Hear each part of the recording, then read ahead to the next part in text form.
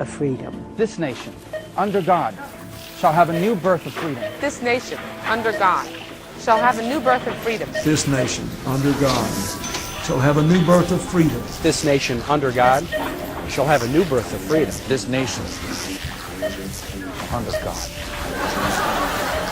shall have a new birth of freedom. That this nation, under God, shall have a new birth of freedom.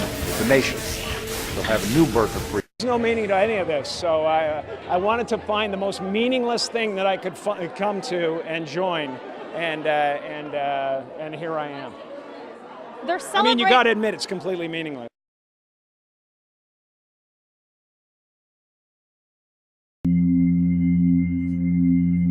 What you do in life chooses you. You can choose not to do it. You can choose to try to do something safer. I found myself looking around at one point in a really bleak winter in New York, and it was just so depressing, and I think I needed color. That the purpose of my life had always been to free people from concern, just like my dad. And when I realized this, I dubbed my new devotion the Church of Freedom from Concern. The Church of FFC.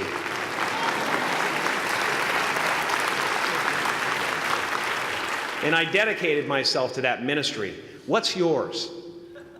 How will you serve the world? What do they need that your talent can provide? That's all you have to figure out. As someone who's done what you're about to go and do, I can tell you from experience, the effect you have on others is the most valuable currency there is. But to find real peace, you have to let the armor go. Your need for acceptance can make you invisible in this world. Don't let anything stand in the way of the light that shines through this form. Risk being seen in all of your glory.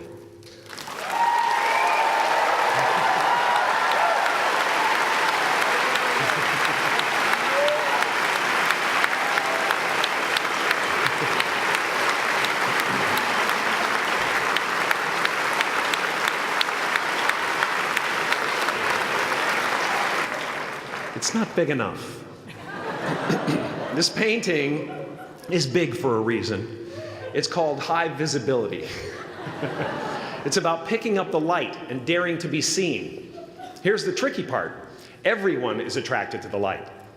The party host up at the top, who thinks unconsciousness is bliss and is always offering to drink from the bottles that empty you. Misery below her. Despises the light, can't stand when you're doing well, wishes you nothing but the worst. The Queen of Diamonds, under him, needs a king to build her house of cards. And the hollow one down bottom there will cling to your leg and say, please don't leave me behind, for I have abandoned myself. Even those who are closest to you and most in love with you, the people you love most in the world, will find clarity confronting at times. This painting took me thousands of hours to complete. And when I was finished, thank you, thousands of hours, yes. I'll never get them back. I'll never get them back. I worked on this for so long. I was weeks and weeks like a madman alone on a scaffolding. And when I was finished, one of my friends said, this would be a cool blacklight painting. So I started over.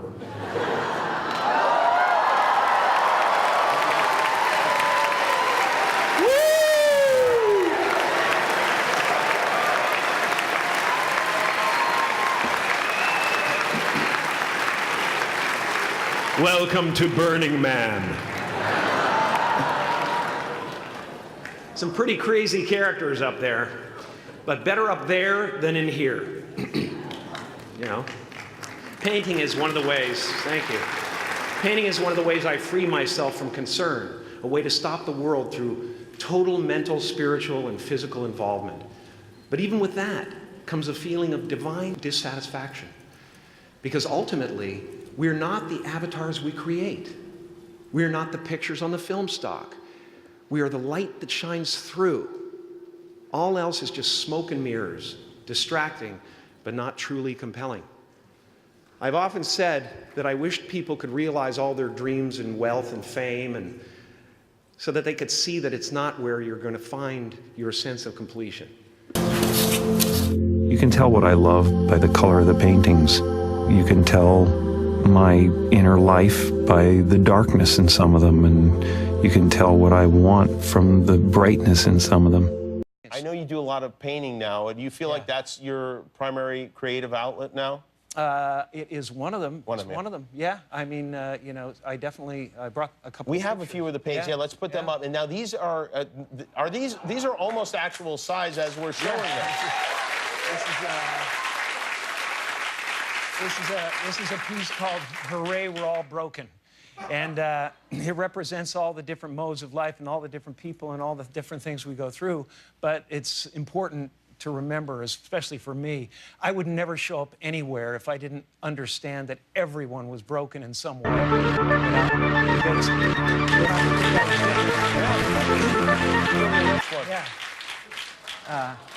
That's me, right? That's you. Yeah. That's you. That's you inside, Jimmy. That's you inside, a child inside. And no, this is the baby. And basically, it represents form coming out of energy. Is what I believe all of us are. We're just, you know, conscious awareness, dancing for itself for no other reason but to stay amused.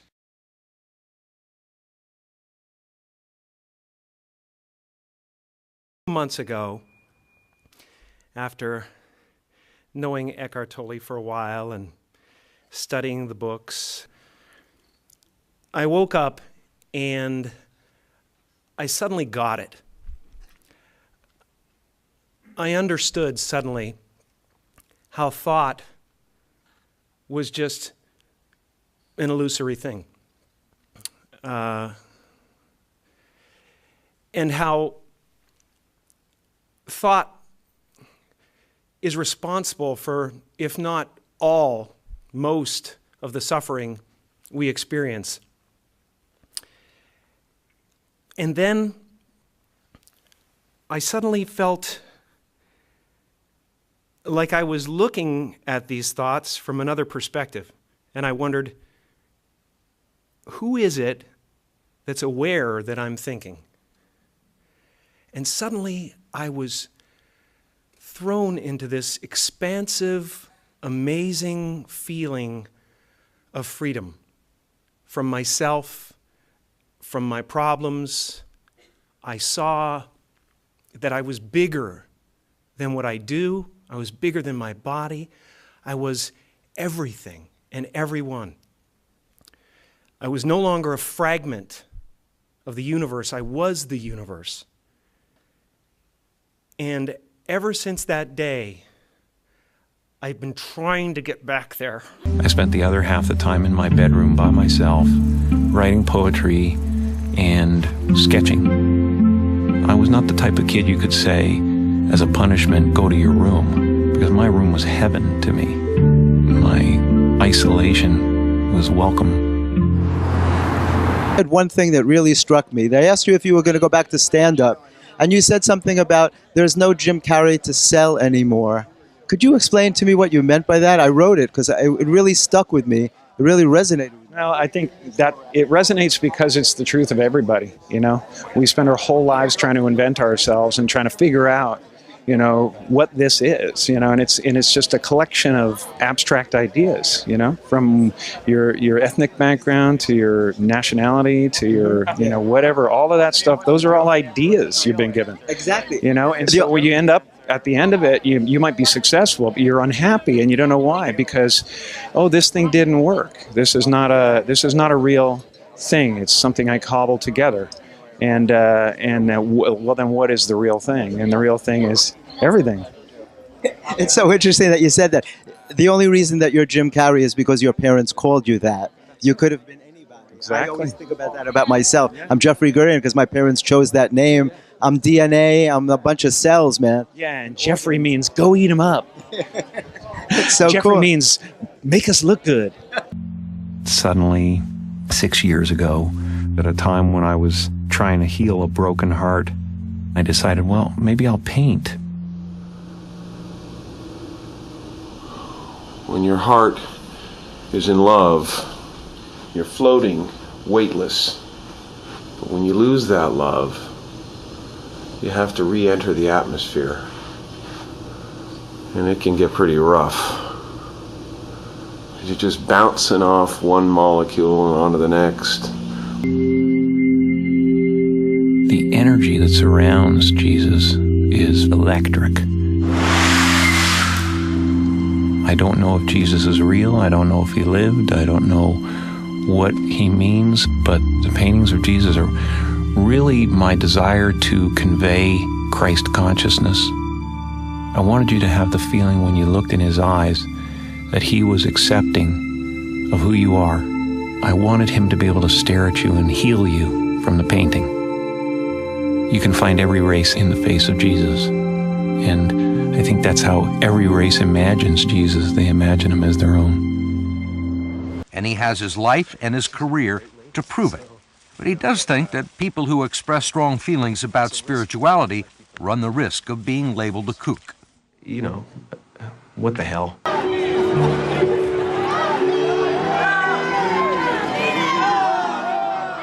I don't think about it. No. Happiness is the weather, man. Happiness is about happenstance. It's about what's happening. So, yeah, if you want to wait for something cool to happen to be happy, that's great. You get sad when sad things happen. That's all weather. I know I'm never going to be in a perpetual state of happiness. I've given that up for sure. But freedom from who it's happening to, I guess, is where I'm at. I no longer believe that I exist. So every once in a while I get caught up in the story because it's really convincing. I know you're an artist. I would say you could have painted something like that. I've seen your artwork. You're very talented. I do love to paint. Yes, you do. I do. Yeah, I brought some stuff to paint with. If you want to see me paint a little something. Where are you going to paint? Pretty much anywhere. I could do something over here, maybe. On our floor? Yeah, why not? With what kind of paint? Like permanent paint? I don't know. Could be. Could be. You never know. All right. This is my favorite part. Woo!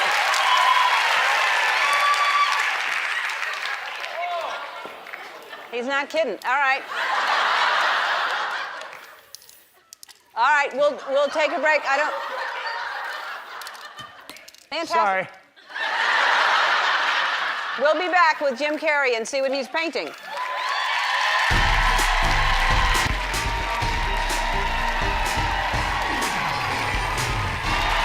That's Jim Carrey's artwork on our floor that will be there forever now. Forever and ever.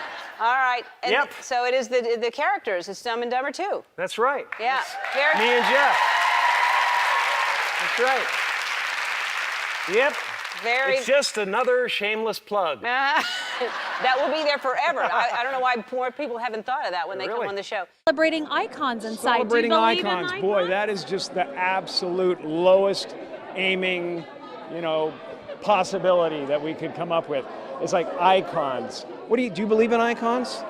I don't believe in personalities. I don't believe that you exist, but there is a wonderful fragrance in the air. Leave darkness behind. And it takes a champion to make that decision.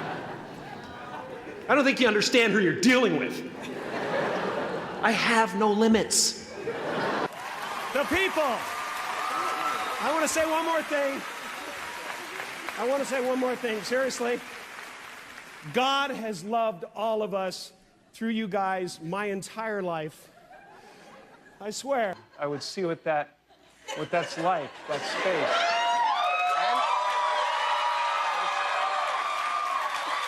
Out at the edge of the envelope with the blue devil. It's uncomfortable. Yeah. It's so beautiful. It really is, especially when I'm absent from it.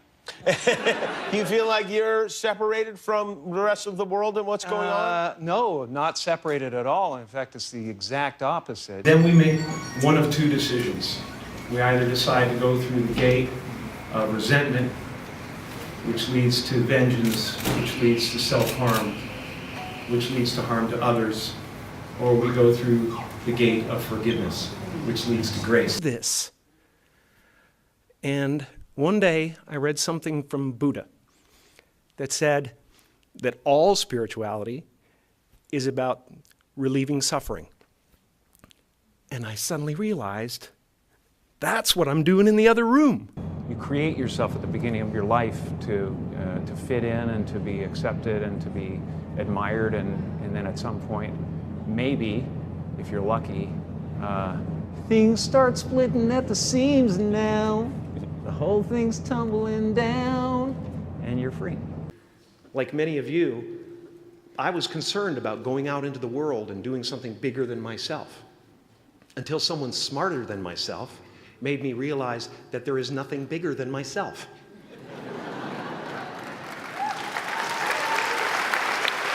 And don't worry if you miss your cue, because there's always doors opening. They keep opening. And when I say life doesn't happen to you, it happens for you, I really don't know if that's true. I'm just making a conscious choice to perceive challenges as something beneficial so that I can deal with them in the most productive way. You'll come up with your own style. That's part of the fun. Oh, and why not take a chance on faith as well?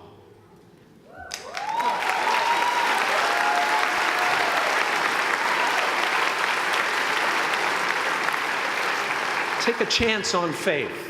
Not religion, but faith. Not hope, but faith. I don't believe in hope. Hope is a beggar. Hope walks through the fire and faith leaps over it. And after you walk through those doors today, you will only ever have two choices: love or fear. Choose love, and don't ever let fear turn you against your playful heart. That's pretty. So funny, I get so stuck when I'm trying to choose colors, but when I just grab them, it's cool. I don't know what painting teaches me. I know that it just frees me. Free from the future, free from the past, free from regret, free from worry.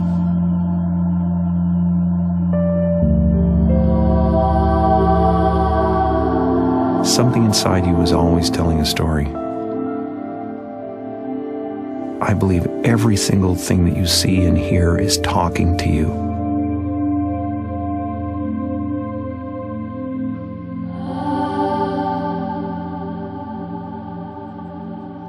You know, the bottom line with all of this, whether it's performance or it's art or it's sculpture, is love. We want to show ourselves and have that be accepted.